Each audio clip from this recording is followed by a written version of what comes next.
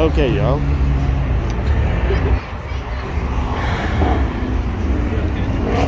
We are back at the Cars and Coffee event here in Knoxville, Tennessee. Harper's Auto Square at Westtown Mall. Looking at this very nice Oldsmobile 442 Cutlass. Very, very nice car.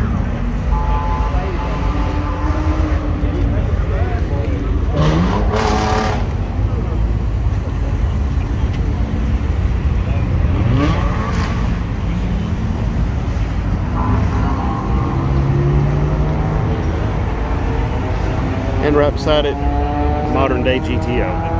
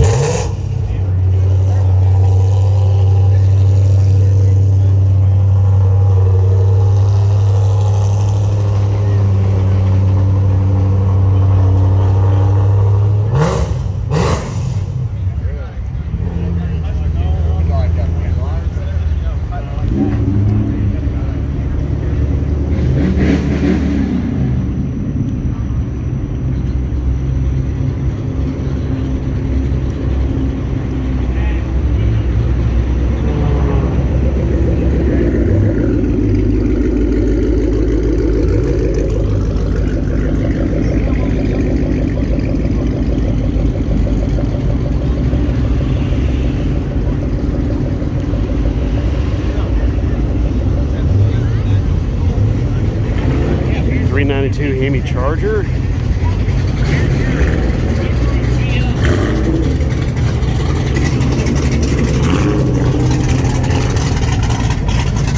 For all you square body folks, square body Chevrolet folks.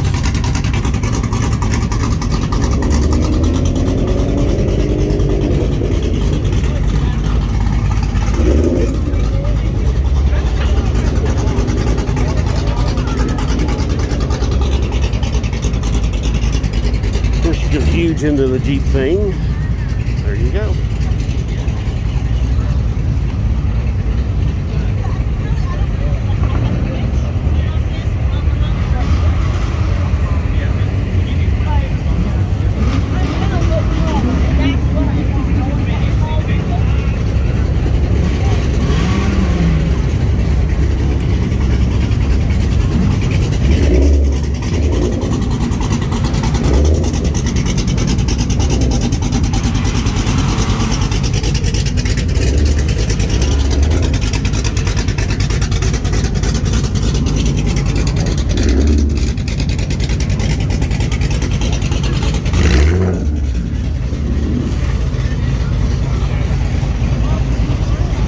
Alfa Romeo 4C, another one. Go years not seeing one, and then I see two of them at the same show. Hey, what do you know?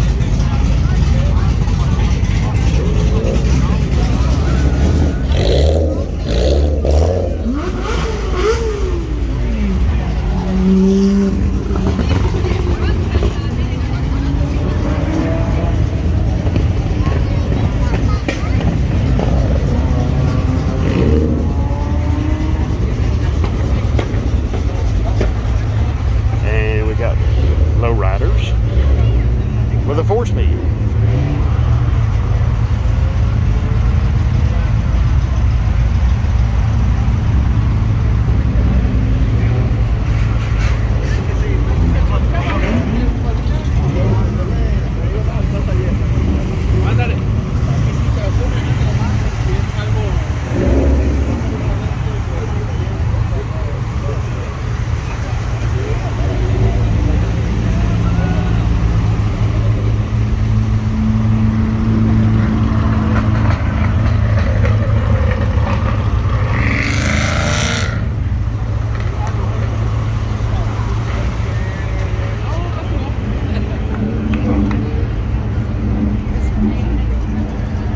Okay.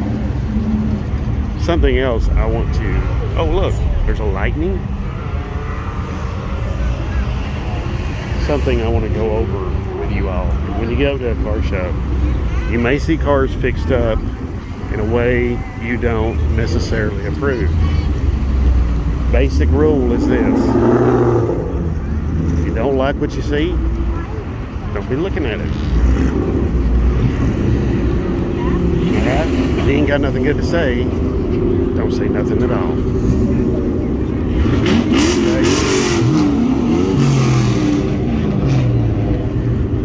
To me,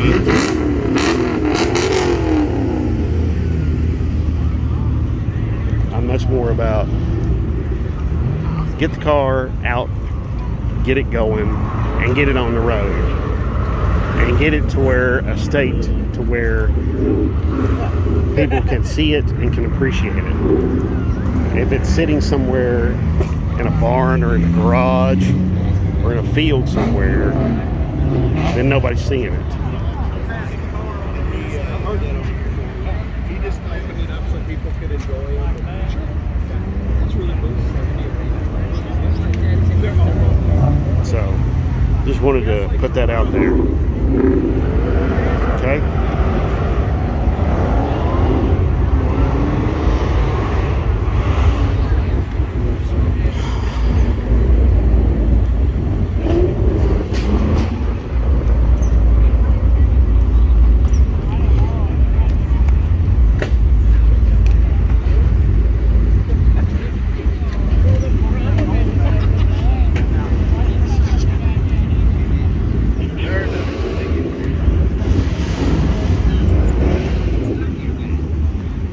Okay, I saw the roof of this earlier, and I have to go over here and look at it. I just have to.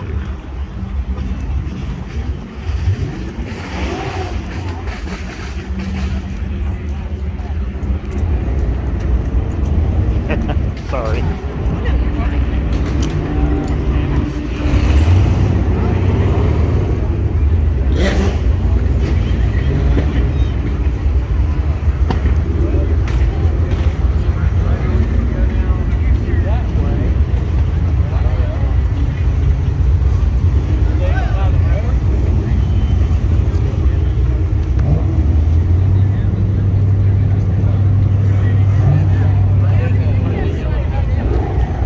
So this would have been in the early 1950s America and on up through 1950s, this would have been your average ordinary car.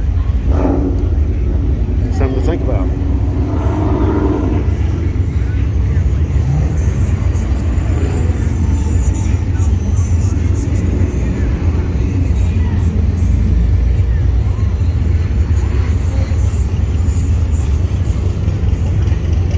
Oh, there's the Lotus Elise. Still over there.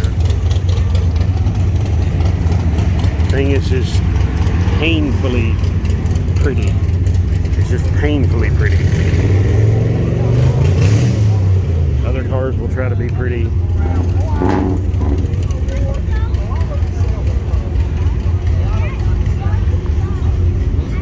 That Elise is just drop dead gorgeous.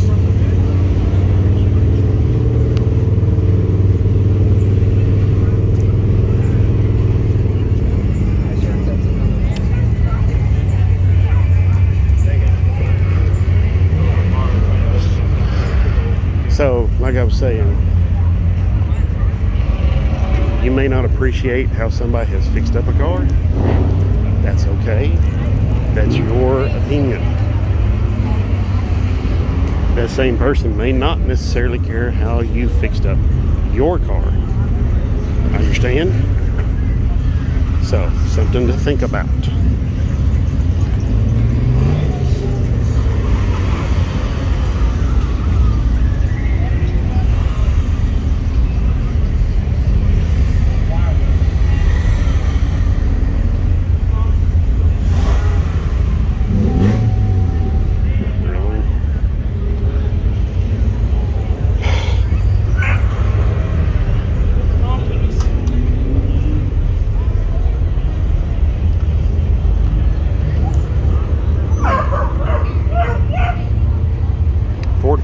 ST. I love the Nitto tires and the lettering there on the sidewalls. Very neat. Very, very neat.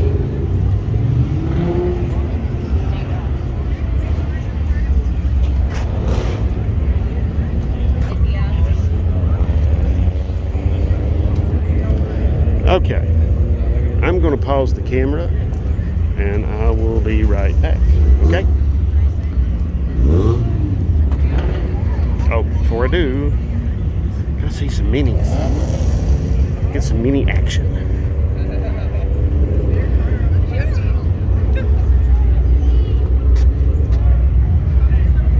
I wish my daughter Samantha was here to see this. This is so neat. It's such a neat little car. They've even got it decked out with a rack on the roof, luggage rack, some old vintage luggage. So nice.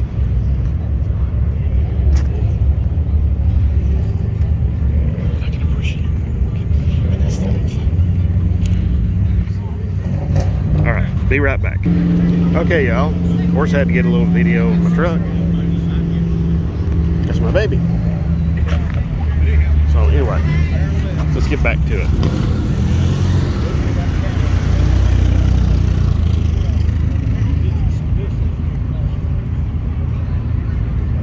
Simple Jeep Wrangler. Always appreciated.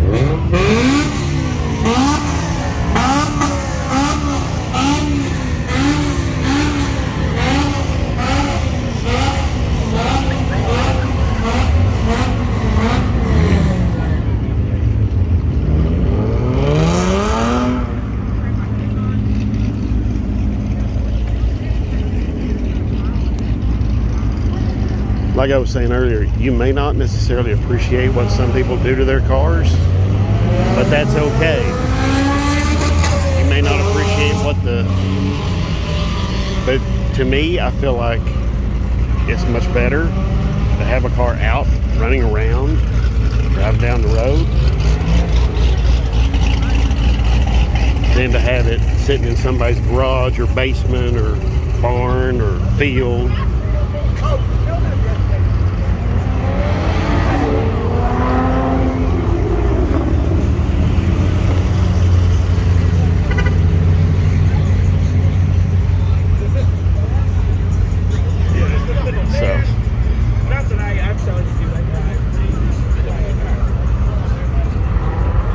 But you will see all kinds of cars here. And for me, I try to appreciate all kinds of cars.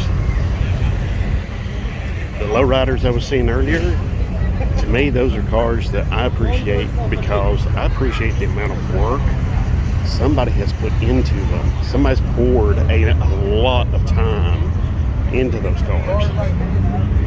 Now, those particular people that was hanging around with those cars or even driving them may not have. And then again, they may have put all that time into them. But at any rate, I try to appreciate every kind of vehicle out there, even if it isn't a Mopar. I'm not going to give anybody a bunch of crap because your car's not a Mopar, or it's not this, or it's not that. To me, I'm like, hey, Mopar, no Mopar, it doesn't really matter. Oh, looky here. Very cool. Hudson Hornet. It's hard to imagine that being a performance car in the early 50s. But it was. And it did it with that flathead inline 6-cylinder engine. Granted, it was 308 cubic inches. But it was beating the pants off of a whole lot of different other kinds of cars and engines in NASCAR at the time. In the early 50s, that Hudson Hornets like that one were the go-to NASCAR specialty cars.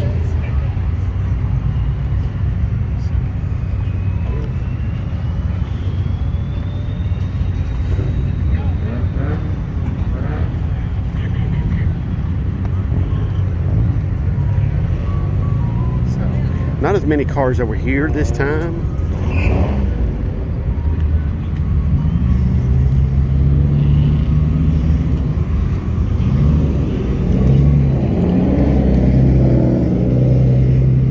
Especially old vintage cars. Not as many, but there's still some really cool stuff over here. Look at this Model T. Howdy. Hey, how you doing? Is this your T? Yeah. Very cool. Oh, thank you. I spotted it over there, and I think I could just see the roof. Yeah, I can't believe how long it was when I got here. Normally I would park up on that end. They usually have several T's and Model A's here. Mm-hmm. Yeah. Would they like to sit behind the steering wheel? That's okay. Thank you. Okay, y'all have a good day. Wow. When I was much, much younger, I read a lot about these. I tell you, it took me a long time before I could learn how to drive it. It doesn't have a gear shift, see, everything's with Right, and the transmission's entirely different. Oh yeah. Yeah, it's a very different animal when it comes to driving it. But from 1908 to 27, they made over 5 million of them, besides tractors and whatnot using the same engine. Yeah. So Yeah, it was really something. it had its day, and it probably helped lead to a lot of other things. Oh yeah. Well, I mean, it really did put America on wheels. It literally really did. Yeah. And for a while, it's hard to believe, but nowadays it's hard to believe, but Henry Ford contracted with the Dodge brothers to build a whole lot of this.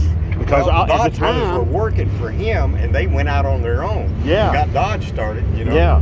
Yeah. Well, at the time, Henry Ford didn't have any like milling facilities, stamps, foundries, or Right. anything. So he couldn't like stamp this fender or nothing like that. He had to contract all that out and get somebody to do that for him. And so that's what he did. And then he was like paying the Dodge brothers stock. And then, they said, well, we're going out on our own. And he's like, no, you ain't. Henry Ford like, no. And they said, yeah, we're doing this. And in 14, they launched their own car, 1914. And then Henry Ford sued them. And because they took their stock in Ford and was going to sell it. They said they were going to sell it. And then he said, then they offered to sell it back to him. He said, no. So they went to court, and Henry Ford was forced to pay them for that stock. If he wanted that stock back, he had to pay them for it. Right. Only way to get it. I have a picture of my grandfather, my grandmother, and 3 of their kids, and this was in the 20s. Mm-hmm. And my mom is one of them. She's about a year old. She's born in 22. Wow. In the old car that they're standing by, my grandfather, my grandmother, my mom was sitting here in the window, and my uncle and my aunt over there. And I looked at it, I thought, that looks like a Model T, but I'm not sure, So I sent it off to the Model T Ford Club, and some guys there identified. They said it's about a 24 Dodge. So I thought it was a Model T too, but it was a Dodge. Yeah. Well, back then there wasn't a lot of variances in style. I mean, everybody was still learning. Yeah. And this pattern's working, so let's keep going. Yeah, and making that's it working for sound. them, so let's copy what they're doing. So that's what they were doing, Yeah. That's what everybody was doing. Yeah. And it wasn't until like Harley Earl came to General Motors, and he was like, well, let's do this a little different here, because he was paying attention to what everybody was doing in France. And because like France was like the, that was kind of the epicenter of like style. Yeah. I mean. So they made it a little smoother. Oh yeah. They took off. Streamlined. They would do different things with the windows and all of this sort of stuff. Yeah. They would, they would really branch out there. And, Harley Earl was like, well, let's change this. Let's do this, And he made his influence felt. There's a 39 Chevrolet over there. And it's like, you know, to me, that's one of his masterpieces. Yeah. You know. Yeah. So, yeah, this is really neat, though. This is really, really super cool. I mean, to think at one time, this was it. You know, if you, For you the know. majority of them, anyway. Yeah. Yeah. For a whole big majority of people, this was what you had. I'm just glad enough of them have been saved that people have been able to rebuild and keep them going, you know. Exactly.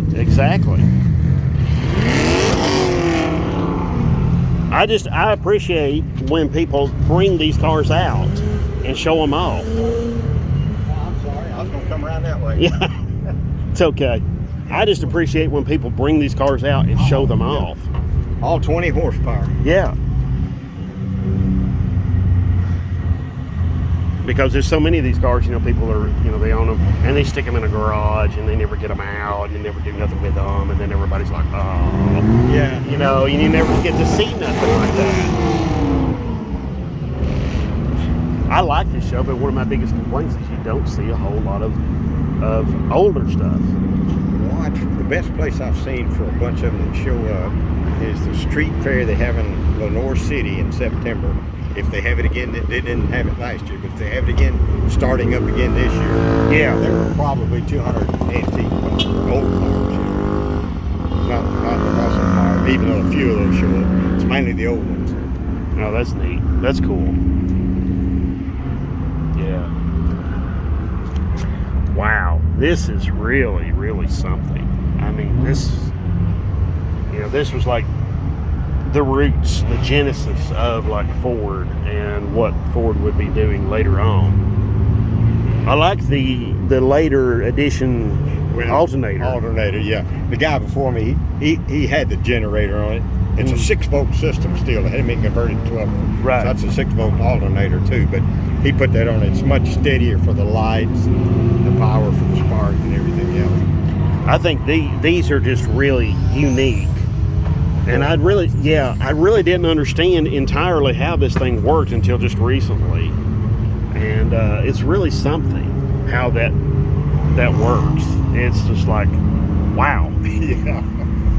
Yeah, it's really something. But yeah, no front brakes. But back then you didn't really need them. There wasn't that much traffic and roads weren't that great. Right. You know, and what was the top speed of this? What, 40 miles an hour? If you got a little slope, you might get 40, 35, probably a good speed. You go much over 35, it starts wobbling so much, you don't want to go too fast. Right, yeah. I mean, not much of a way to balance the wheels. No. I work in a garage myself. Yeah. And I'm a mechanic there, and I'm just like, somebody brought that into me and said, hey, can you balance this? I'd be like, I don't think so. Yeah, the spokes are probably warped anyway. I mean, what good is it going to do? Yeah, this is really something. Yeah, I really appreciate stories on it too. Yeah, well, I appreciate that people will bring these out. You know, that it's not just something that's hidden away somewhere. Or like I said, I see all kinds of different cars here in different ways. People fix them up and stuff like that. But to me, it's really important that if you don't have something good to say about the way somebody's got their car fixed up, keep it quiet.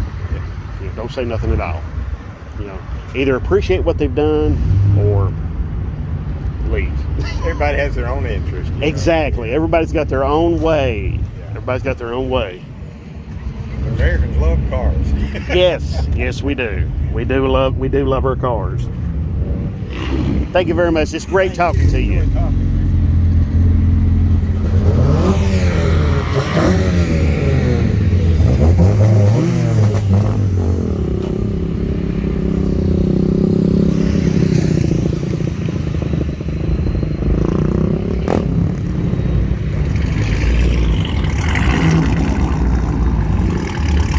Challenger sounds exceptional. Really awesome. Oh, GTO. We got to see the GTO. The GTO is really, really something.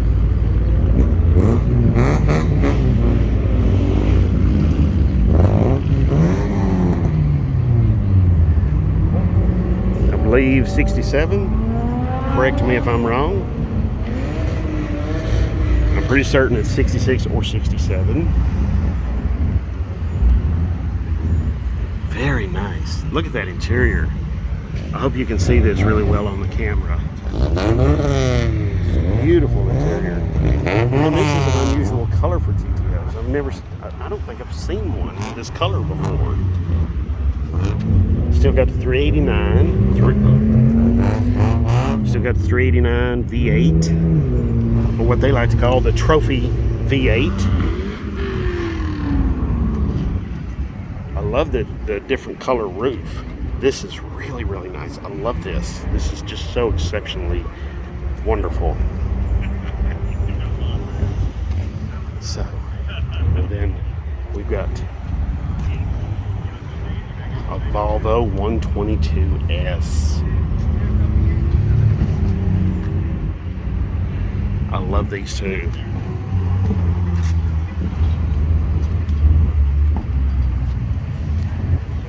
These are the ones I like. Yeah. Yeah, the Volvo. I have an El Camino. I haven't seen one. That's beautiful. Yeah, the El Camino is really nice. That is really strong. Yeah. Very, very nice car. Have a Volvo. Huh? Like a little Volvo. Yeah, this is a 122S Volvo. This is pretty early on. This is probably 60s. Yeah. I would imagine. I love this GTO. Oh yeah, the work GTO. that goes into these vehicles is off the chart.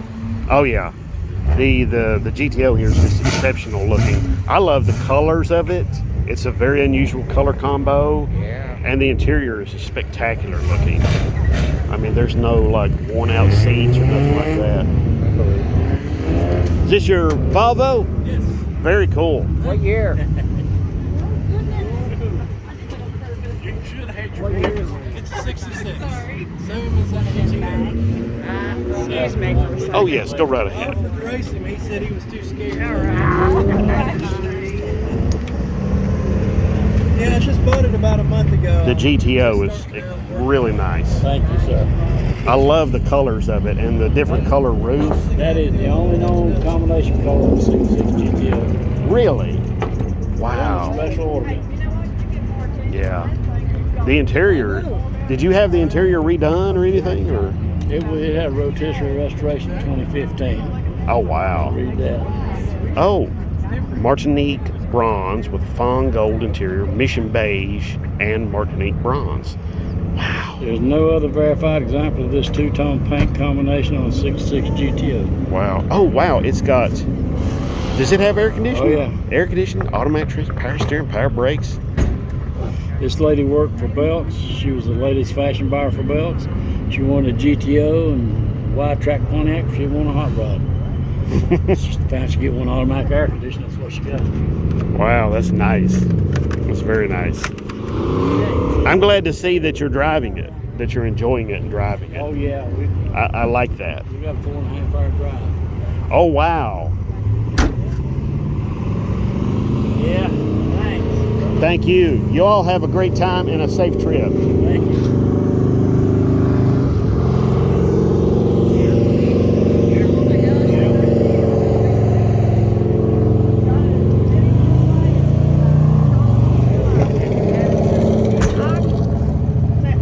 Jungle gym on wheels. Yes, exactly.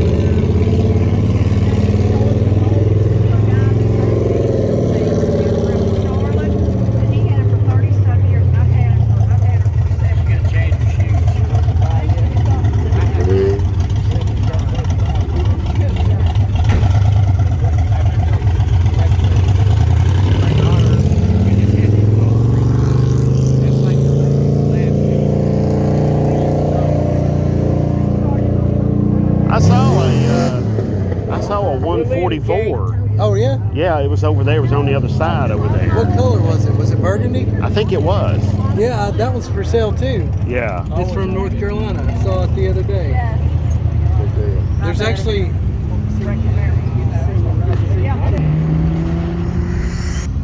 Okay, y'all. That's going to be it for this video.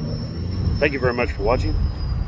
Like I said before, if you have any questions, comments, ideas, anything like that, You know what to do. You're smart. Put it down below. And God bless. Have a great one.